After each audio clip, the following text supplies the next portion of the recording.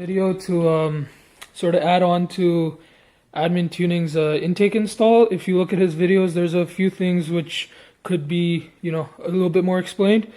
So I'm just going to go over that and what we did to do the install on our car.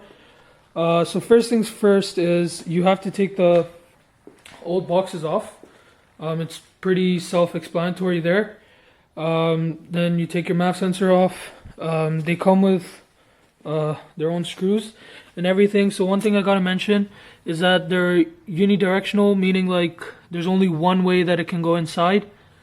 As you can see here, there's only one way it goes inside. This side so the passenger side has the clip on our side facing us, and driver's has it facing the other way. Next thing I want to mention is there are these two boxes that are attached to the stock intakes. These have vacuum lines connected to them. This one right here, as you can see, the big one, and this small hose right here, small box here that is connected to this hose.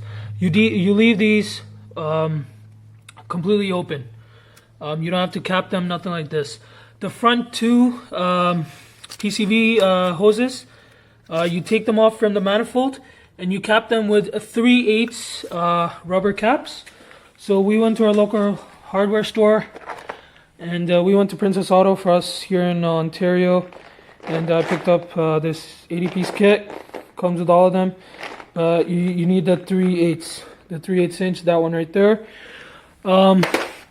Next, I just wanted to mention, so otherwise, the next thing you want to do is for these two wiring harness, you want to move them out of the way. So as you can see, there's these two zip ties that hold them on your shock tower.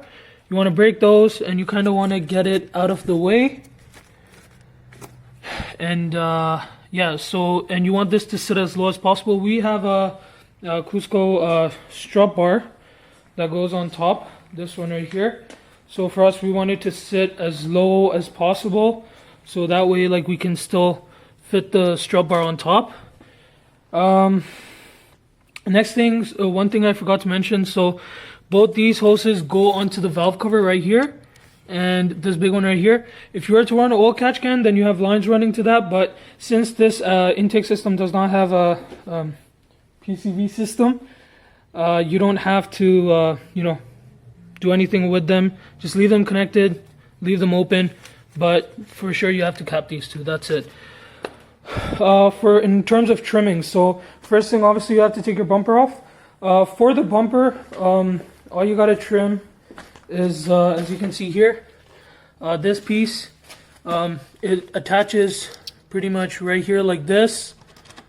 This is the other side, but yeah, so it attaches right here. You got to cut it off. It's like it comes out like over here like this. Cut this whole piece off. Try to grind it down, make sure it's nice and clean. It's pretty much attached to the grill, so you can see right here too. We cut this whole thing because it pops out, and if you look at the front of where it attaches, so it would hit right here pretty much. So you wanna trim that so the bumper can actually fit onto the car itself. Next thing that you're gonna have to trim is these two air boxes. If you can see closely, what we do have here is we have these covers that go inside. They sit inside there, and they provide air to the stock intake boxes. There's one screw attached to the top, and there's this clip on the bottom, this one right here. So you take the screw on top off and then pretty much squeeze the clip in, and these should pop right out. One on each side. For this side, you can trim easily. You have to make the hole much bigger. You don't want this rubber rubber coupler to pinch. On this side, however, if you look closely, we have the AC lines. So there's only so much that you can trim.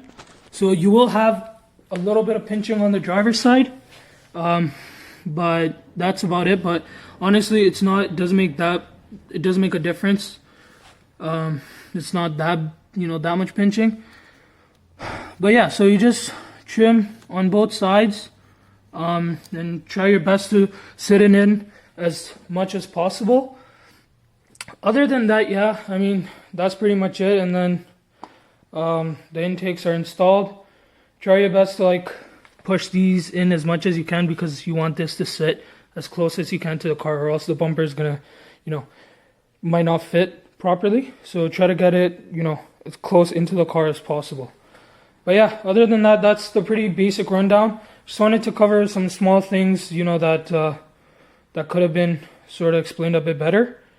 But yeah, that's about it. We have a tune scheduled with him in about 45 minutes. So once that's done, we can add some clips afterwards of how it goes, and if there's anything that could be improved on that in terms of explaining. But yeah, that's about it. Thank you for watching.